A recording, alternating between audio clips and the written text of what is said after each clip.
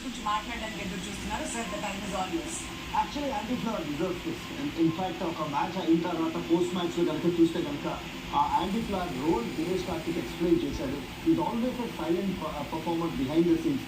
English cricket fortunes కూడా మార్చిందే తను. యాక్చువల్గా వైట్ బాల్ క్రికెట్ డైనమిక్స్ మార్చిందే తను. అట్లాంటి గొప్ప కోచ్ ఆర్సీబీకి ఉండటం 17 సంవత్సరాల నిరీక్షణకి తెరబడింది. దాని తర్వాత ఇట్లాంటి కప్పు గెలిచారంటే మాత్రం there are some unsung heroes. అందులో మొదటి స్థానంలోకి వస్తాడు యాంటీ ఫ్లవర్. నిజమే. అండ్ ఈ సమయంలో ఆర్సీబీ తరఫున డిఫరెంట్ మ్యాచ్ విన్నర్స్ ని చూస్తూ వచ్చాం. అండ్ ఇవాళ వాళ్ళందరికీ కూడా ఈ ట్రోఫీ అనేది ట్రిబ్యూట్.